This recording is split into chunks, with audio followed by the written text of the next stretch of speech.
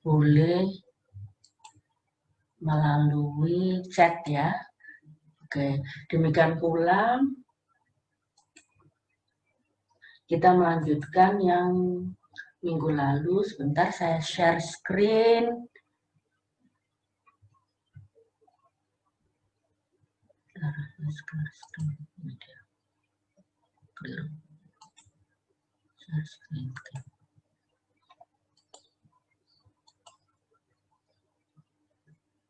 Baik.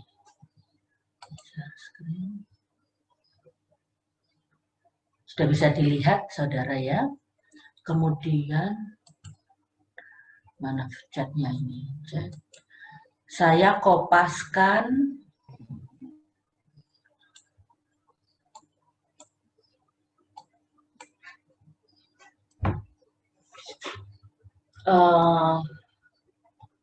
daftar hadir maupun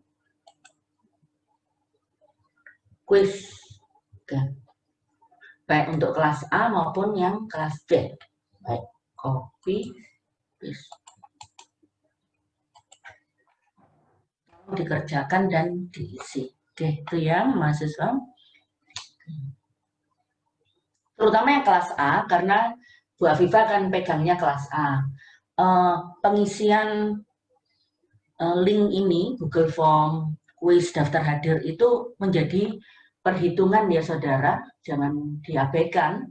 Menjadi saya hitung untuk daftar hadir saudara. Kalau saudara tidak mengumpulkan Google Form ini, yang ada daftar hadir sekaligus kuis, risikonya saudara saya tulis alpha di Siado Bu Afifah ya, ini. Jadi tolong Anda isi. Nah, minggu lalu kita sudah berdiskusi tentang hukum apa sih yang berlaku dalam peristiwa HPI, khususnya yang untuk hukum di bidang orang, begitu. Ini saya mau meluruskan, ternyata dalam minggu terakhir itu saya ketemu beberapa orang, termasuk mahasiswa S3, saudara, di mana rupanya terjadi agak salah tafsir gitu ya, memahami HPI itu seperti apa. Salah tafsirnya itu seperti ini saya luruskan dulu sebelum bablas. Jadi misalnya ada mahasiswa S3 itu menulis tentang perkawinan campur gitu. Kemudian tentang hak atas tanahnya yang diperoleh pasangan suami istri itu, yang satu WNI, satunya WNA begitu ya, kan punya harta gono gini gitu. Nah, kemudian si mahasiswa ini ya wajar, namanya mahasiswa juga masih belajar kan, proses belajar, bilang bahwa Undang-Undang HPI itu harus mengatur juga tentang perkawinan campur, hak kewajiban antara suami istri yang WNI, WNA, terus harta bendanya gitu ya. Waduh, saya bilang sebentar, tunggu dulu. Ini yang perlu mahasiswa semua dan kita semua memahami bahwa hukum perdata internasional, baik itu HPI Indonesia, HPI Australia dan sebagainya, itu sama sekali saudara tidak mengatur per se perkawinannya, bukan. Hak kewajiban suami istri WNI, WNA, kemudian harta bendanya, entah tanahnya atau apa, itu tetap diatur oleh undang-undang perkawinannya. Undang-undang perkawinan Indonesia atau undang-undang perkawinan Australia, terus kemudian harta tanah misalnya, tetap diatur oleh undang-undang ya hukum benda. Kalau di Indonesia bergeraknya itu BW, tidak bergerak atau tanah itu undang-undang pokok agraria. HPI Indonesia itu tidak ikut masuk ke mengatur sampai perkawinan, mengatur sampai tanah, ingat itu. Jadi kadang kelompok-kelompok kawin campur ya, kan apa di Indonesia ini sudah banyak didirikan asosiasi-asosiasi perkawinan campur misalnya, karena semakin banyaknya jumlah orang yang menikah beda negara misalnya. Itu bilang, datang kepada saya misalnya, Bu Afifah, ini kan saya sebagai tim RUU HPI, Bu itu mbok diatur tentang perkawinan campur. Waduh, saya batin, waduh minta maaf ya, tapi saya nggak enak ngomong belak-belakan, nanti dipikir kok nggak membantu begitu. Undang-undang HPI nggak mengatur masalah perkawinan. Undang-undang HPI nggak mengatur masalah tanah seperti itu. Walaupun ada unsur asing. Undang-undang HPI seperti berkali-kali saya sampaikan di pertemuan pertama ya saudara. Itu ya skopnya adalah kalau terjadi ya, kalau terjadi sebuah peristiwa seperti kawin campur, seperti kemudian nanti waris, misalnya tentang pewarisan ya. Tentang pewarisan misalnya. Yang bapaknya almarhum itu WNI, anaknya yang jadi ahli waris WNA. Nah terus, ya apa tanai? Kan gitu. Ya apa tanai? Ya tetap diatur oleh Undang-Undang Pokok Agraria. Karena itu masalah tanah, hak-hak atas tanah ya diatur oleh Undang-Undang Pokok Agraria. HPI, berkali-kali saya ngomongkan, ya memang berbicara juga tentang perkawinan, yang ada unsur asing, tentang pewarisan yang ada unsur asing, tentang perceraian yang ada unsur asing, tetap mengatur itu, tapi bukan membicarakan substantifnya. HPI sekali lagi hanya, dan nanti UU-nya, undang-undangnya kalau jadi, hanya membahas tentang ini. Yang saya jelaskan waktu kita belajar tentang tujuan HPI. Pertama, untuk menentukan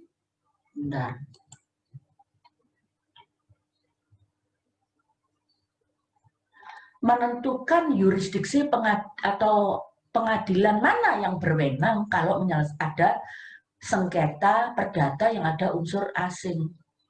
Ngerti? Hukum acaranya, kalau nanti ada pengadilan itu ternyata tidak tahu pengadilan jakpus gitu ya, menganggap dirinya berwenang untuk menyelesaikan sengketa kontrak. Hukum acaranya tidak diatur di RUU HPI ya, hukum acaranya ya pakai hukum acara Indonesia, HIR, RBG, Regeling, Verordering atau RV, ngerti saudara?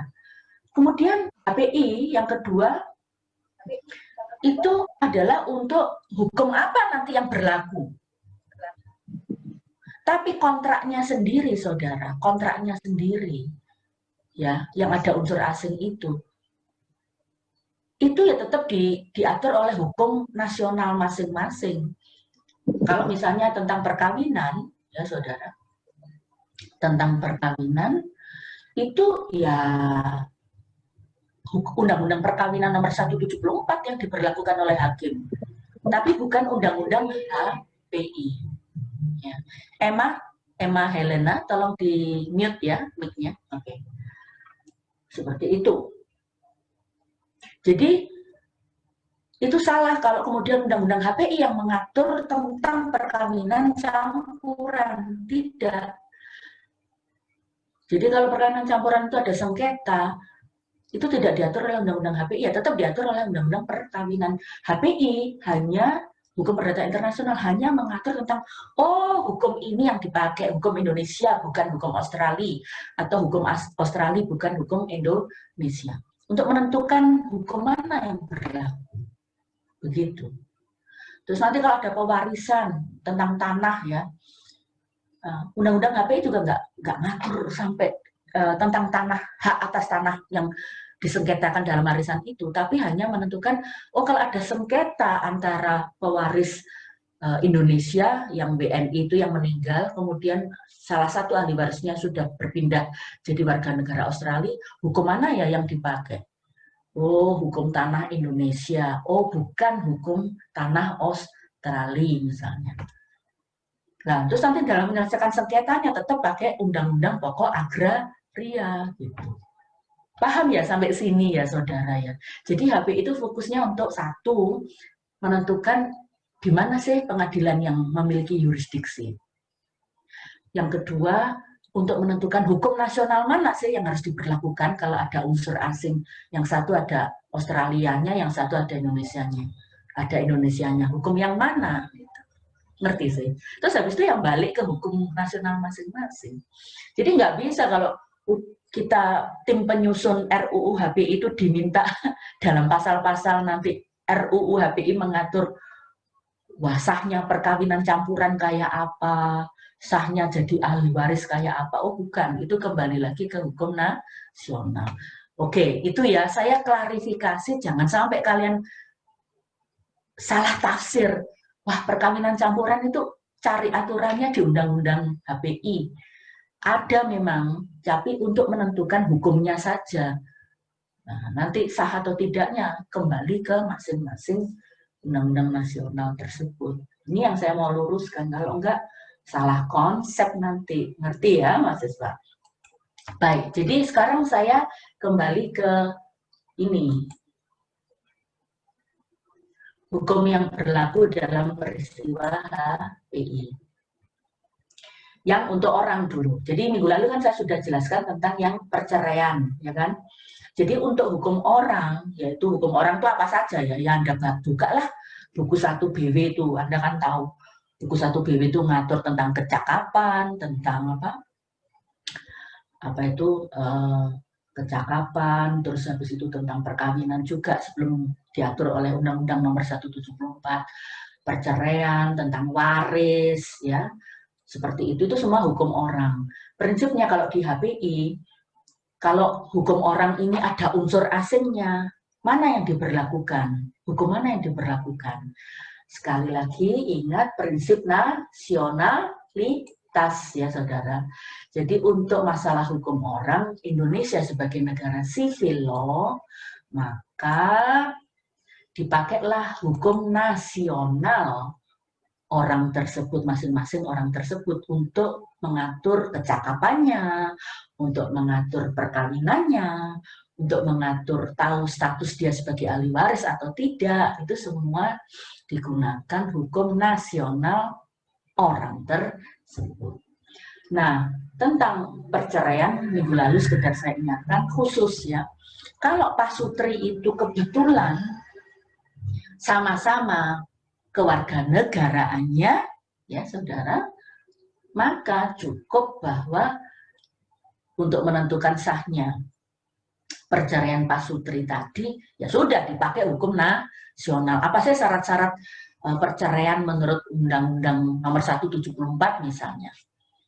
Ya, itu harus dipenuhi kalau WNI itu melakukan perceraiannya misalnya di Belanda, karena mereka kan kerjanya di Belanda, atau mereka kerjanya di Malaysia, terus mau cerai di Malaysia, harus dipenuhi syarat-syarat Undang-Undang Nomor 174 untuk perceraian, memenuhi syarat iddah ya waktu menunggu, memenuhi syarat talak misalnya, walaupun mereka ceraiannya di luar negeri. Sekarang kan permasalahannya pasangan itu sekarang di abad 21 semakin banyak yang melakukan kawin campur. Berarti kawin beda warga negara. Nah, di sini sulit untuk diterapkan prinsip nasionalitas. Karena yang minggu lalu saya jelaskan yaitu tadi. Syarat sahnya cerai menurut hukum nasional Italia beda dengan syarat sahnya cerai menurut hukum nasional Indonesia. Jadi satu sisi misalnya yang si istri itu sudah dalam tanda petik diputus cerai karena dia sudah iddah lewat 3 bulan masa menunggu.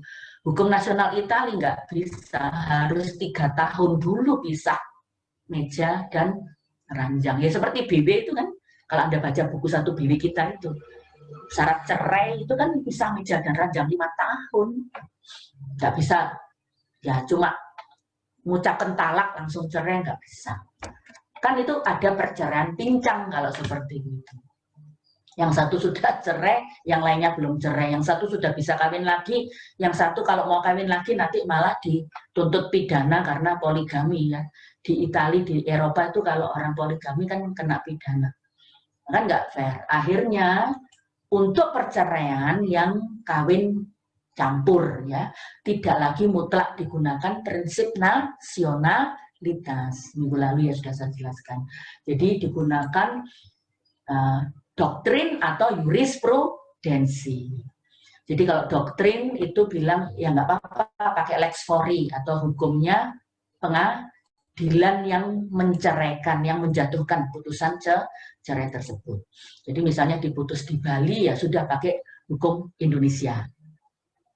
Atau kalau berdasar jurisprudensi digunakan lex domisili, yaitu hukum di negara di mana pasutri tersebut berdomisili. Jadi misalnya WNI dan ada WNI, suaminya orang Singapura gitu ya, domisilinya di Malaysia, ya nggak apa-apa, pakai hukum sah perceraian mereka menurut hukum di Malaysia, di mana mereka berdomisili. Jadi itu yang dipakai akhirnya.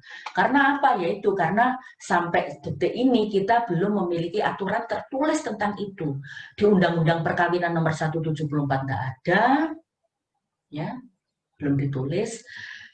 Di Undang-Undang HPI kita juga belum punya. Jadi ya kita masih merujuk pada jurisprudensi atau doktrin. Itu untuk kasus sahnya perceraian bagi pasangan kawin campur, tidak digunakan prinsip nasionalitas. Jadi seperti itu ya. Minggu lalu juga saya sudah berikan ya kasus-kasus perceraian yang mengandung unsur asing. Ada contoh-contohnya di website saya. Sekarang kita masuk bagaimana kalau pewarisan, kan gitu, pewarisan.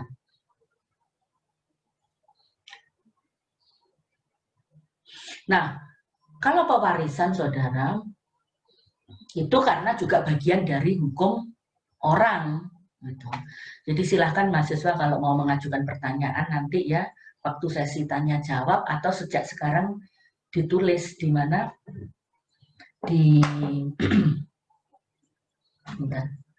ditulis di chatbox ya, sejak sekarang nggak apa-apa. Nah, karena pewarisan itu adalah bidang hukum personal, maka kembali lagi digunakan prinsip nasionalitas. Jadi digunakan hukum nasional. Hukum nasionalnya siapa? Prinsipnya adalah hukum nasionalnya yang meninggal, yang si pewaris. Jadi hukum nasional pewaris itu akan mengatur tentang siapa ahli warisnya nanti. Jumlah pembagian warisannya bagaimana? Nah, misalnya aja ya, misalnya si pewaris ini orang Indonesia kan, orang Indonesia WNI. Hukum nasionalnya apa? Tidak semata-mata undang-undang perkawinan, tidak semata-mata BW. Kita ingat di Indonesia untuk hukum orang itu ada pluralisme hukum. Ya. Jadi kalau misalnya pewarisnya itu adalah WNI, tapi WNI-nya Islam, maka harus digunakan apa? Kompilasi hukum Islam. Jadi salah satu ahli warisnya itu sudah mencelat sukses di Amerika, jadi warga negara Amerika. Ya harus patuh pada hukum nasional si pewaris. Hukum nasional pewarisnya adalah bapaknya itu WNI, ya pakai hukum Islam. Pakai hukum Indonesia. Tapi hukum Indonesia yang mana? Karena realitas di Indonesia untuk hukum orang itu pluralisme hukum. Jadi kalau yang non-Islam ya pakai BW, kalau yang Islam pakai kompilasi hukum Islam, ya toh. Kalau yang orang adat kan diakui masih itu ya pakai hukum adat. Ya, tapi mayoritas di Indonesia katakan kan WNI dan beragamanya Islam misalnya ya. Ya pakai kompilasi hukum Islam. Jadi nanti besaran hukum warisnya, besaran pembagian warisnya yang ikuti kompilasi hukum Islam yang katanya ya kalau laki-laki itu dapat 2. Ya. Jadi walaupun dia sudah jadi WN Amerika si pewaris itu, si ahli waris itu nggak bisa komplain. Loh kalau menurut hukum Amerika kan hak warisnya perempuan sama laki kan sama. Kita nggak berbicara hukum Amerika di sini karena untuk pewarisan itu menggunakan prinsip nasionalitas, yaitu hukum nasionalnya si pewaris. Ya, jadi itu penting kita pelajari tentang itu. Ini tugasnya. Selanjutnya ini saya beri contoh. Nah ini adanya konflik antara hukum nasional Indonesia dan hukum nasional Australia karena si pewarisnya itu WNI, ya kan? Tapi harta warisannya harta warisannya tersebar sampai Australia. Kebetulan almarhum ini memiliki anak luar kawin ya, yang tinggal di Australia. Sehingga kalau memang menurut hukum nasional Australia itu tidak ada pembedaan sudah zaman maju seperti sekarang. Menurut di negara sekuler itu nggak ada lagi yang dibedakan.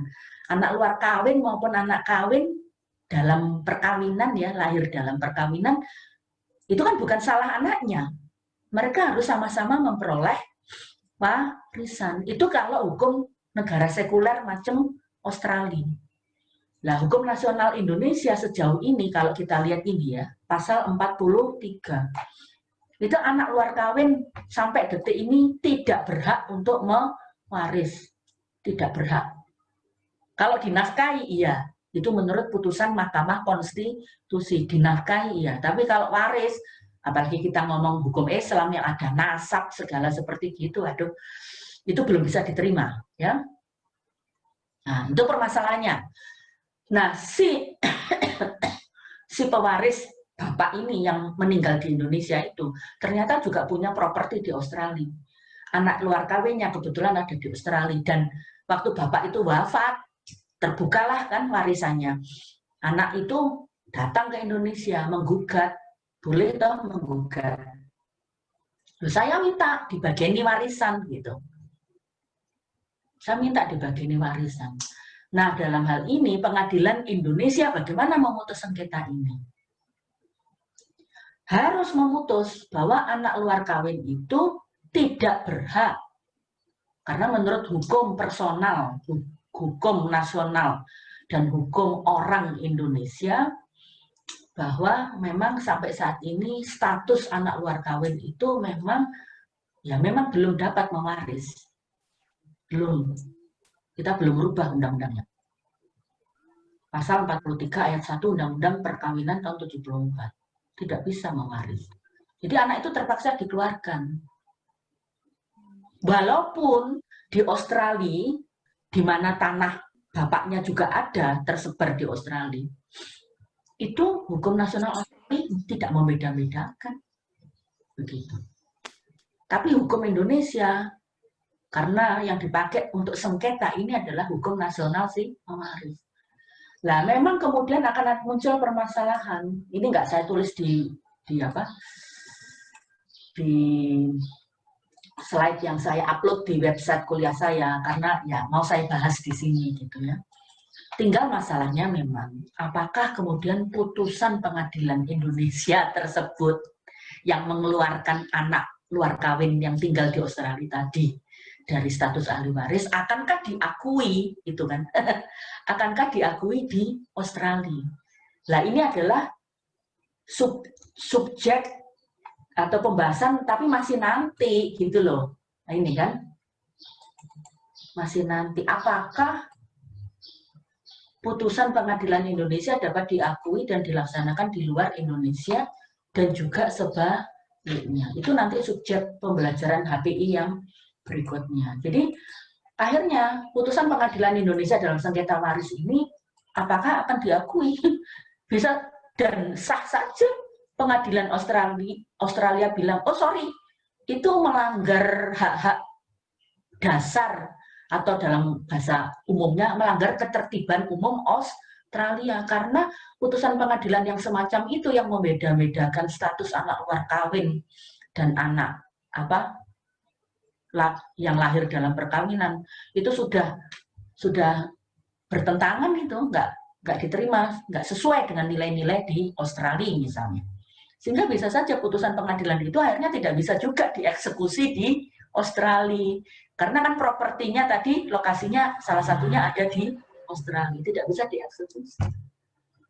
Jadi bisa saja pengadilan Australia memberikan properti tadi kepada si anak luar kawin yang memang tinggalnya di Australia, karena melihat bahwa pengadilan Indonesia itu putusannya tidak sesuai dengan nilai-nilai di Australia. Nah, untuk ini mungkin ini saya berikan secara singkat, saya tidak membahas lebih dalam. Hal yang seperti ini mungkin bisa teratasi kalau Indonesia dan Australia memiliki perjanjian treaty, ya traktat untuk pengakuan putusan pengadilan. Itu di beberapa negara, dan contoh paling konkret itu sekarang di negara-negara Uni Eropa. Jadi kalau saya beritahu saudara, putusan perceraian, putusan apapun di Jerman itu otomatis by default akan diakui di seluruh negara anggota Uni Eropa. Tidak perlu lagi diadili di Belanda, tidak perlu lagi diulang pengadilannya di Belanda, tidak perlu lagi diulang pengadilannya di Perancis. Sekali diputus sudah di Jerman, otomatis itu seluruh Uni Eropa mengakui, karena antara mereka ada traktat namanya Lugano, Konvensi Lugano, Mbak. Anda cari sendiri di internet banyak. Konvensi Lugano itu adalah Lugano Convention, ya. Ini kalau saya tuliskan,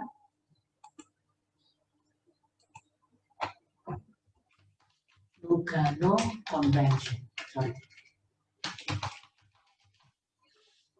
Nah, ini adalah konvensi atau semacam treaty sesama negara anggota Uni Eropa bahwa mereka saling mengakui dan melaksanakan putusan pengadilan asing, ya, yang dari sesama negara anggota Uni Eropa.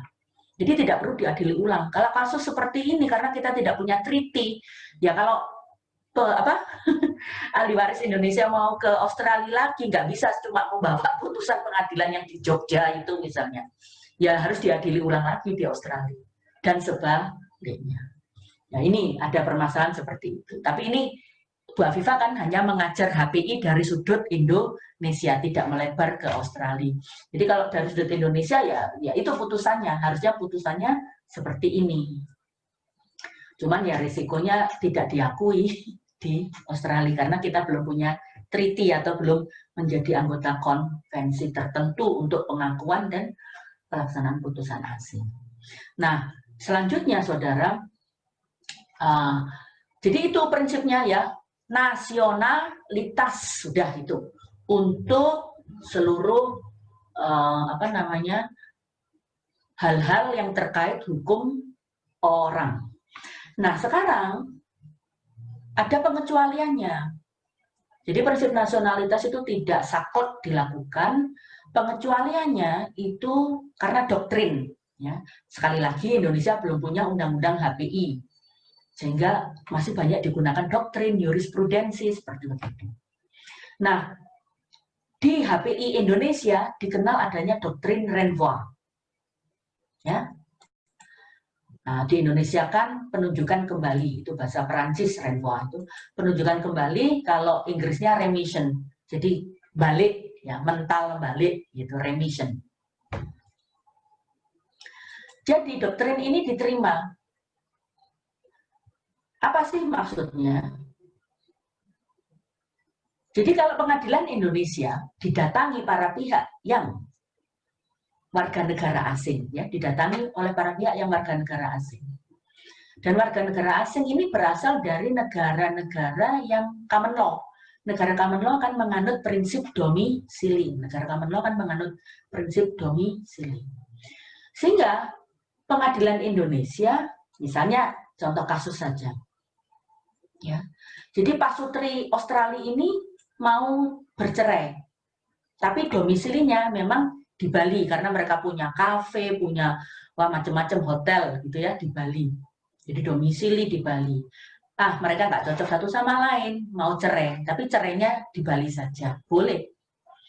Nah, hakim pengadilan negeri Bali kan, wah, pakai hukum mana kan ini? Nah, gitu kan? Kalau mengikuti prinsip nasionalitas, saudara, mengikuti prinsip nasionalitas, itu kan hakim itu berarti harus menggunakan hukum Australia, benar nggak? Ya, menggunakan hukum Australia. Tapi ingat, hukum Australia itu kan mereka negara common law, ya kan? Prinsipnya kan domisili, jelas ya. Moga-moga nggak tambah ngeluis, keluar aja wis dari kuliah HPI ya. Saya harap janganlah, sabar ya. Jadi hukum hakim di Bali tadi menggunakan hukum nasional Australia. Namun kita ingat bahwa hukum Australia itu karena mereka negara common law kan, menerapkan prinsip domisili. Nah, domisili itu di mana, saudara? Domisilinya para pihak itu di mana? Di Bali kan? Berarti kan balik menggunakan hukum Indonesia. Why not? Jadi kan alhamdulillah pengadilan Bali nggak perlu repot-repot mempelajari hukum perceraian Australia seperti itu. Jadi karena doktrin Renvoa ini, ya kan, harusnya kan menggunakan hukum Australia. Tapi karena hukum Australia menggunakan prinsip domisili, akhirnya balik ke domisili Pak Sutri itu di Bali ya pakai hukum Indonesia akhirnya. Ya sudah diceraikan pakai hukum Indonesia. Bu Afifah banyak baca putusan-putusan kayak gini itu banyak udah. Kalau kalian ngetik direktori putusan Mahkamah Agung ya, di direktori putusan Mahkamah Agung, masukkan aja kata kunci perceraian asing gitu. Tapi uniknya putusan-putusan tersebut tidak ada satupun yang menggunakan kata Renvoa, tidak. Mungkin karena hakimnya sendiri nggak sadar bahwa itu sesungguhnya Renvoa. Mungkin dulu nggak pernah kuliah HPI. Ya. Jadi mereka hanya pakai jurisprudensi yang lama. Oh ini dipakai hukum Indonesia karena mereka domisili di Indonesia. Mereka nggak sadar kalau mereka itu menerapkan doktrin Renvoa. Bisa dipahami di sini. Nah, permasalahannya adalah kemudian kalau Pak Sutri itu warga negara Belanda. Nah itu agak repot memang. Karena kan kalau warga Belanda, hakim di Bali tadi menggunakan hukum nasional, kan prinsip nasionalitas. Berarti hukum nasional Belanda. Nah masalahnya kalau hukum nasional Belanda itu kan ya sudah, mereka tidak menggunakan prinsip domisili. Jadi ya hakim di Bali tadi harusnya menggunakan hukum Belanda untuk menentukan syarat-syarat perceraian warga negara Belanda yang berdomisili di Bali. Nah, sehingga memang sekali lagi doktrin Renvoa ini kepentingannya adalah untuk istilahnya ditawarkan gitu loh. Kalau memang hukum nasionalnya si orang asing itu menunjuk balik hukum Indonesia, why not? Nah, kenapa tidak digunakan manfaat ini? Intinya seperti itu, saudara. Jadi dengan doktrin Renvoa ini memperluas kemungkinan penggunaan hukum Indonesia.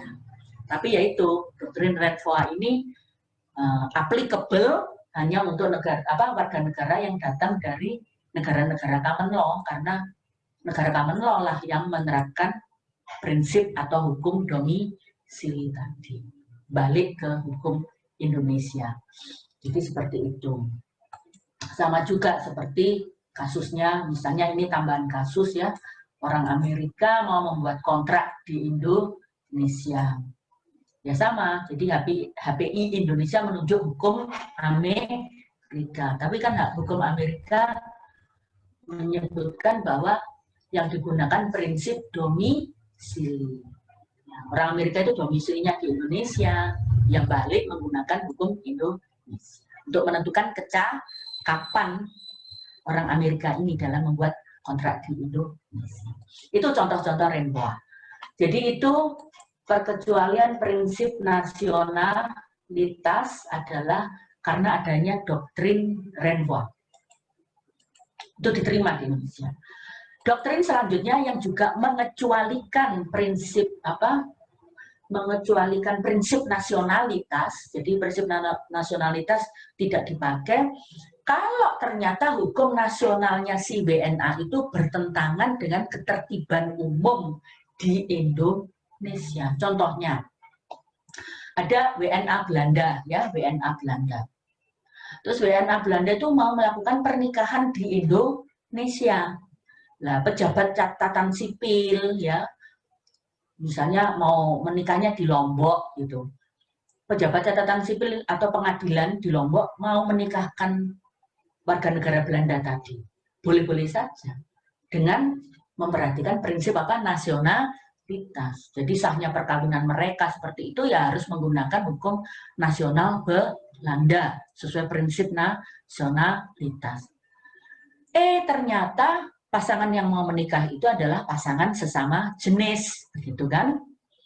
Dan mereka bilang, karena mereka juga ahli hukum misalnya warga negara Belanda ini, bilangnya begini loh, kalau menurut hukum nasional Belanda itu boleh kok, sah legal perkawinan sesama jenis. Memang iya legal. Nah, kan repot.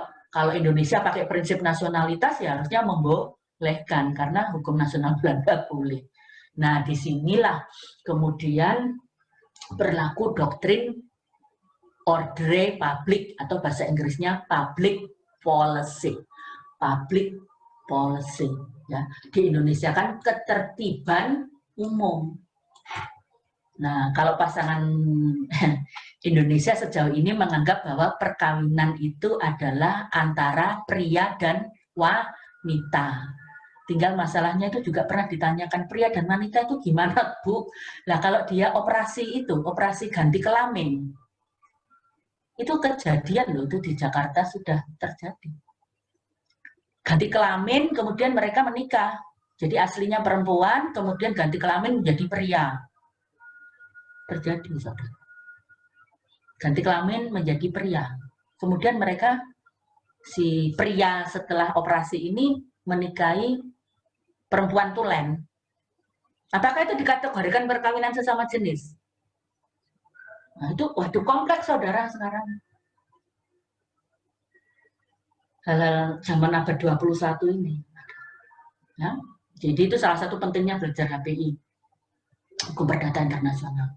Jadi hukum nasional warga negara Belanda itu memang sah perkawinan sesama jenis. Tapi ini menjadi perkecualian karena dianggap bahwa prinsip nasionalitas itu kalau diterapkan malah melanggar doktrin ketertiban umum di Indonesia. Sehingga prinsip nasionalitas dalam hal ini harus disingkirkan. Itu yang kedua. Perkecualian kedua dari pelaksanaan prinsip nasionalitas. Selanjutnya ada juga perkecualian, tidak tahu ini perkecualian apa kekhususan ya, untuk hukum orang terkait hak-hak anak. Untuk anak, saudara, itu khusus. Ya, karena anak itu harus dilindungi, itu prinsipnya itu aja. Nggak usah ribet-ribet lah, nasionalitas, domisili, terus pokoknya di mana anak itu berada dilindungi pakai hukum setempat, itu intinya. Hukum setempat yaitu berarti residen, ya, di mana dia berada, habitual residen, tempat kediaman sehari-hari si anak. Ini karena untuk kepentingan melindungi anak. Apa sih hukum orang, bidang hukum orang yang terkait dengan anak? Yaitu tadi kewajiban memberi nafkah orang tua. Atau kalau orang tuanya nggak ada atau dicabut kekuasaan orang tuanya, ya kan harus diberi wali. Sebentar, ada bakso lewat.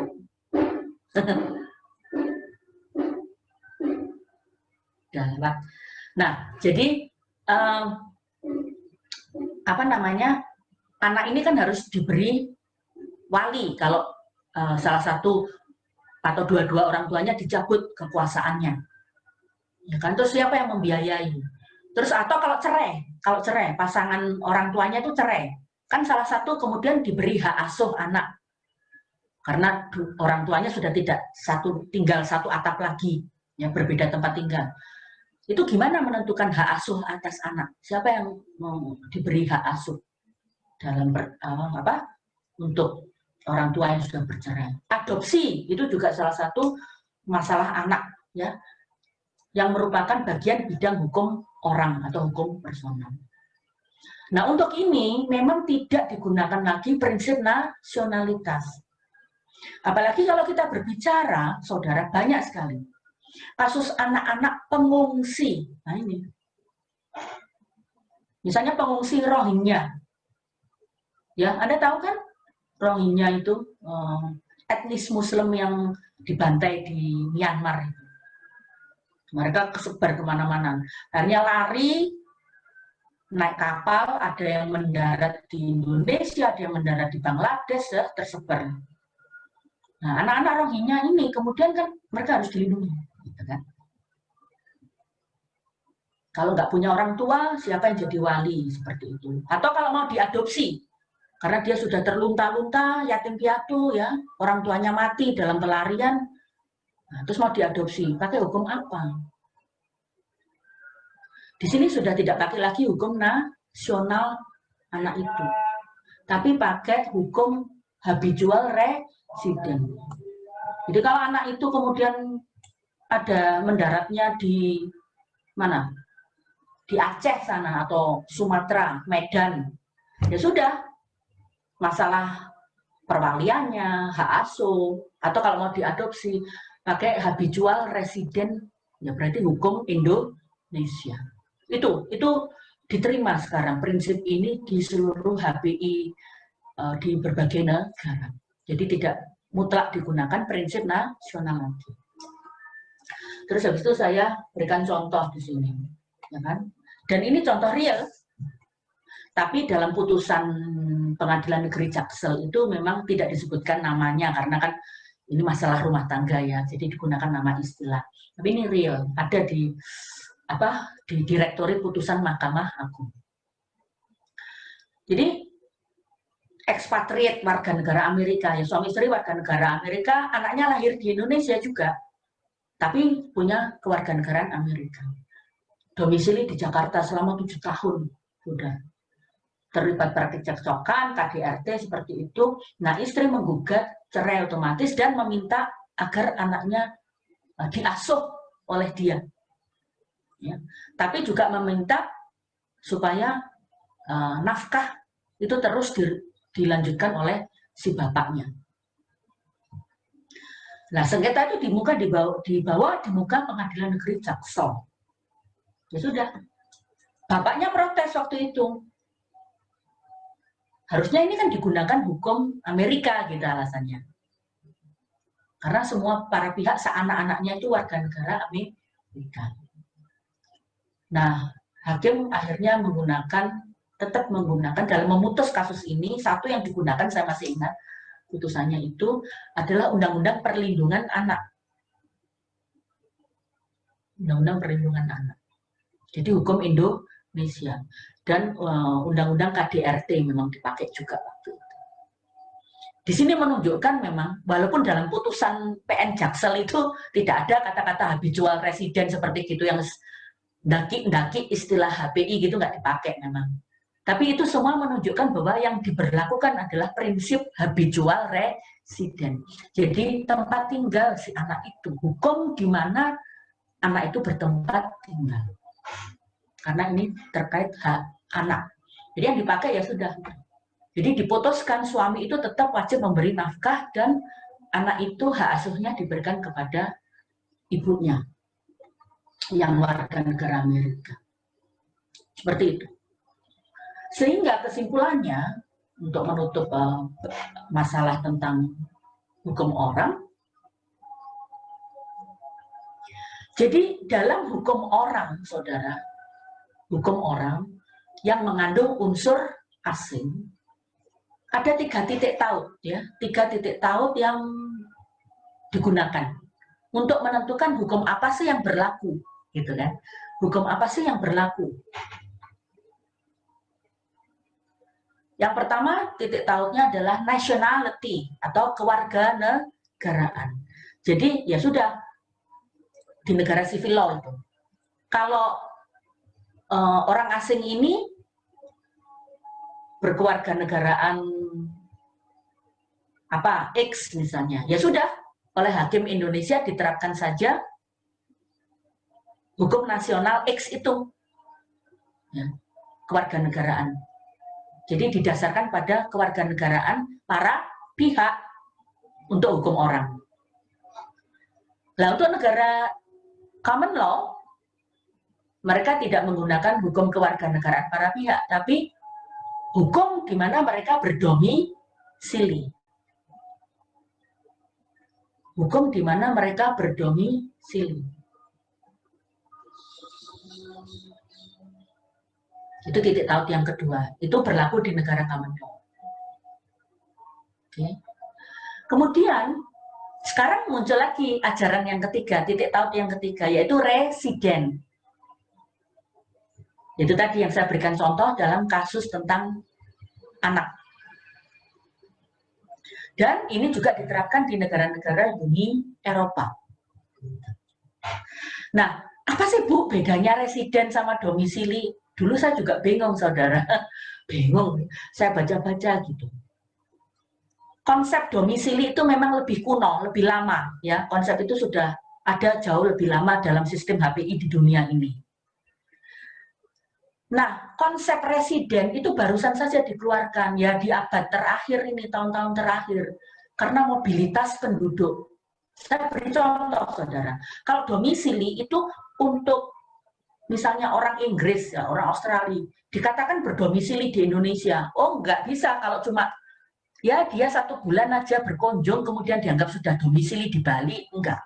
Jalan-jalan di Bali dianggap domisili. Oh, enggak juga. Untuk domisili itu syaratnya dianggap sudah berdomisili. Itu ya, dia bekerja di situ, cari nafkah, dibuktikan punya rekening bank misalnya. Itu domisili, lebih ketat syarat-syaratnya. Ya. Lah residen itu untuk mengakomodir perkembangan terakhir, saudara. Saya beri contoh. Di Uni Eropa itu kan ada 20 berapa negara ya, 23 apa berapa negara itu sudah jamak, saudara. Hari Senin, Selasa, Rabu mereka kerja di Belgia, ya, di Brussel, ibu kotanya Belgia. Nanti Kamis, Jumat, Sabtu mereka pulang ke Italia, ke Milan, karena keluarganya kan tinggal di Milan. Tapi habis itu nanti hari Senin mereka terbang lagi ke Belgia untuk cari nafkah. Senin, Selasa, Rabu, Kamis gitu. Weekend pulang lagi ke Milan, Italia. Nah, itu kalau mau diterapkan prinsip domisili, nggak mungkin, karena tidak memenuhi syarat domisili. Sehingga sekarang diakui, sengketa-sengketa hukum personal, ya, sengketa-sengketa hukum personal di mana namanya, di Uni Eropa itu sekarang bisa ditentukan berdasar hukum di mana mereka memiliki residen. Jadi cukup pakai titik taut. Oh, residen. Oh, mereka residen di Belgia. Jadi bisa aja digunakan hukum Belgia. Tanpa perlu syarat, oh mereka harus punya tempat tinggal permanen, punya rekening bank, nggak perlu. Jadi residen itu lebih simpel. Ya. Tempat kediaman sehari-hari, nggak harus berbulan-bulan.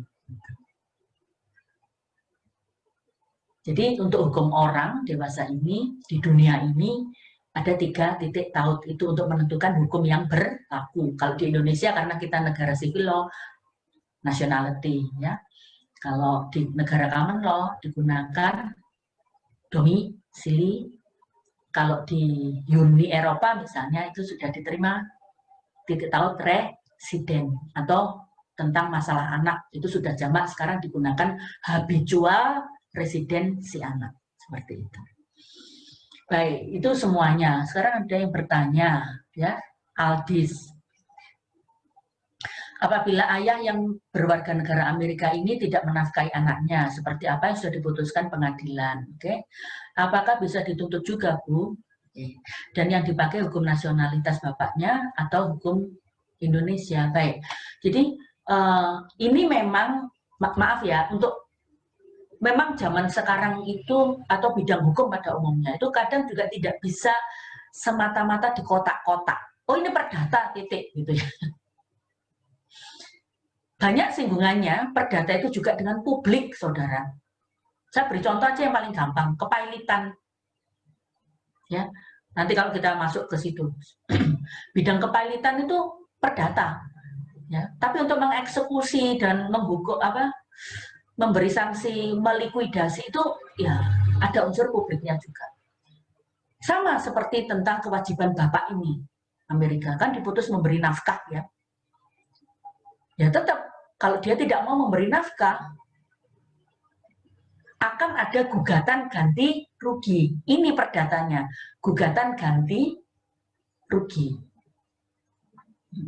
Ya sebentar, siapa tadi raise hand itu? Oke. Ya tunggu sebentar ya, nanti habis saya menjawab ini kalian bisa sebentar. Baik. Itu jadi ini ada publiknya juga, saudara. Kalau mau dibawa ke ranah KDRT berdasar undang-undang KDRT, ya ini memang masuk hukum publik. Kalau hukum publik ya memang sudah jelas, hukum publik itu ya Anda belajar pidana misalnya kan ya, pidana itu selalu pakai hukum di mana dilakukan pelanggaran pidana tersebut misalnya. Jadi misalnya tergantung lawyernya, Anda mau jadi lawyernya si ibu itu tadi, ibu Amerika beserta anaknya, terus membela ibu itu tadi karena bapaknya nggak mau mematuhi putusan pengadilan yang membayar nafkah. Ya Anda mau menggunakan undang-undang KDRT ya boleh saja, tapi berarti itu sudah masuk ranah publik, saudara.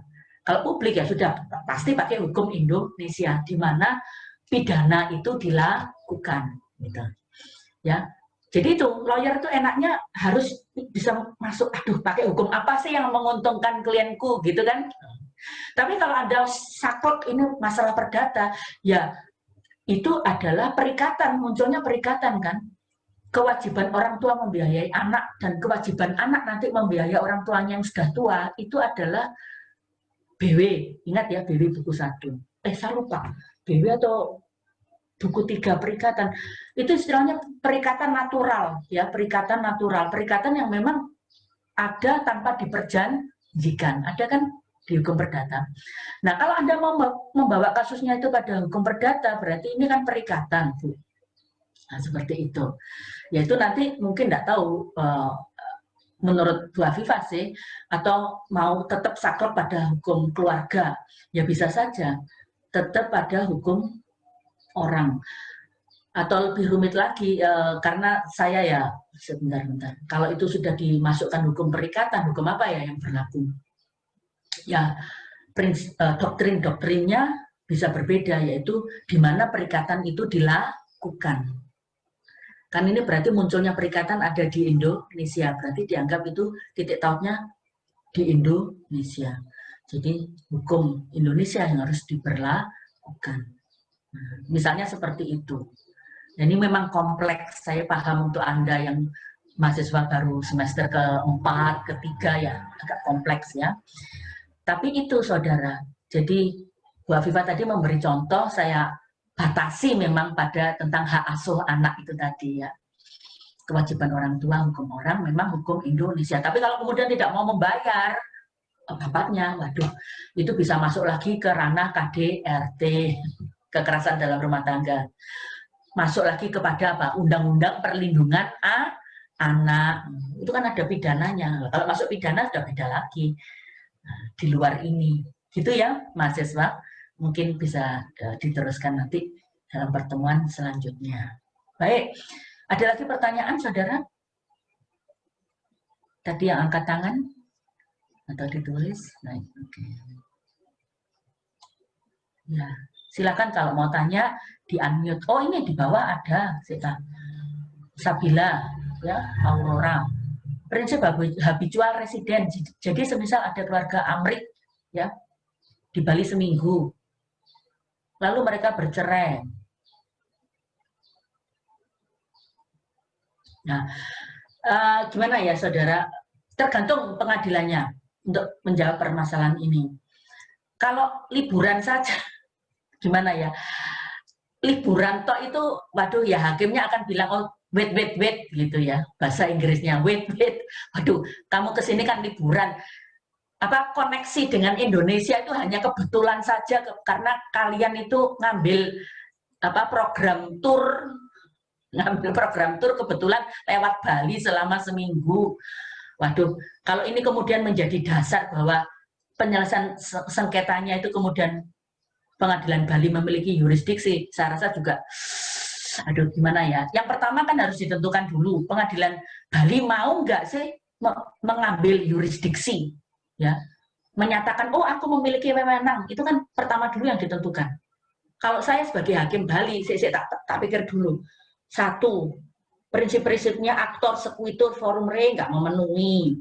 Terus kemudian yang satu lagi tergugat nggak memenuhi juga. Mereka semuanya bukan warga negara Indonesia. Kecuali salah satu bapak atau ibunya itu ada yang jadi WNI, itu masih ada hubungannya. Ini semuanya warga negara asing, nggak ada kepentingannya dengan Indonesia.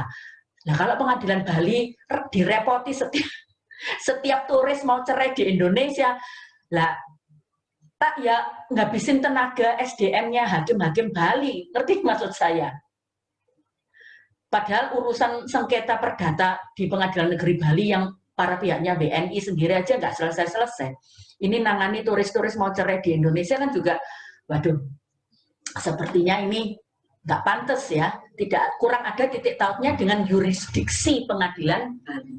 Dari situ saja sudah Pengadilan Negeri Bali bisa saja menolak, aku nggak mau menangani perkara ini. Kalaupun mau, hakimnya juga karena kurang kerjaan apa gimana ya, mengambil perkara ini. Ya gimana, ini belum tergolong sebagai residen. Residen itu ya setidaknya, yaitu tadi yang saya ceritakan, karena bekerja, karena memang yaitu tadi pengungsi, selama menunggu dia dialihkan ke negara lain yang mau menerima, dia kepaksa menjadi pengungsi walaupun tidak ada rencana bertempat tinggal atau mencari nafkah di Indonesia. Tapi kalau alasan turisme itu biasanya hampir nggak pernah diterima ya, saudara, dalam prinsip HPI. Itu kurang sekali titik tautnya, baik dengan hukum Indonesia maupun dengan pengadilan Indonesia. Itu kira-kira jawaban saya ya, saudara. Jadi ya silahkan balik aja di Amerika sana, cerai di sana, tunggu seminggu lagi kan daftar perceraian di pengadilan di negara asalnya. Mungkin itu jawaban saya kalau saya jadi lawyer gitu, saudara. Ya, apalagi sudah ya, nggak ada lagi. Baik, itu Dava.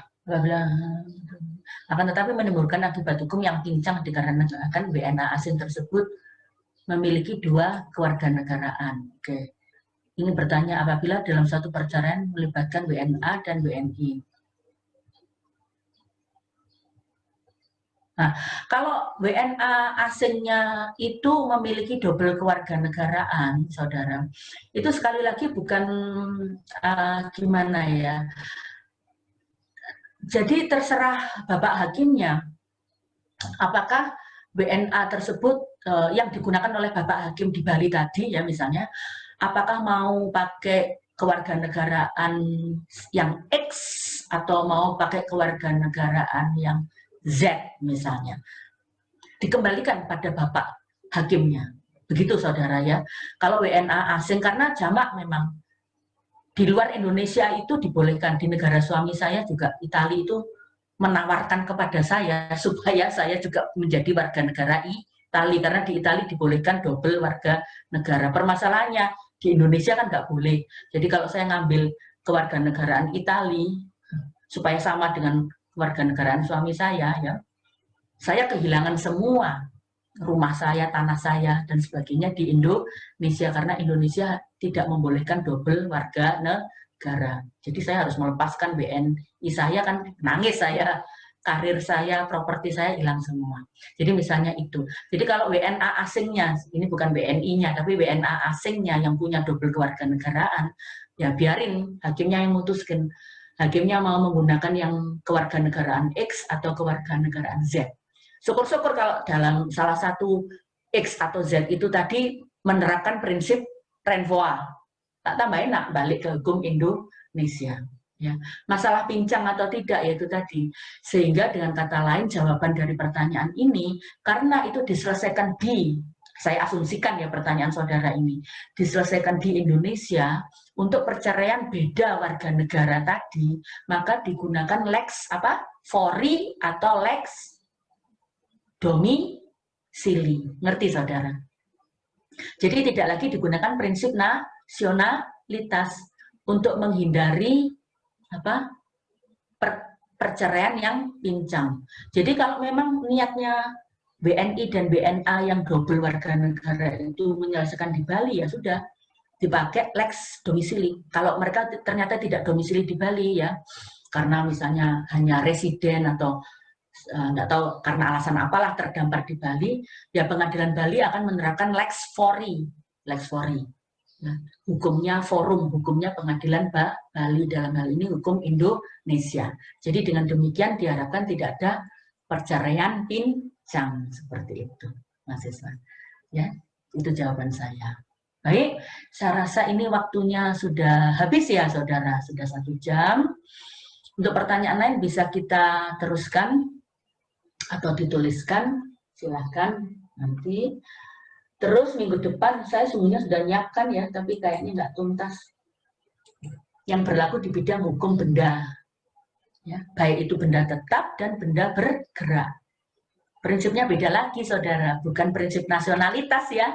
Kalau benda tetap, hukum yang menentukan adalah prinsip lex re sitai. Seperti itu. Jadi jangan dicampur-campur. Anda harus tahu perkara ini tentang apa sih, itu dulu yang penting. Dari situ Anda tahu menerapkan prinsipnya. Baik, terima kasih perhatian saudara. Minta maaf kalau ada kekurangan ya dalam menyampaikan ini. Saya sudah usaha semaksimal mungkin. Silakan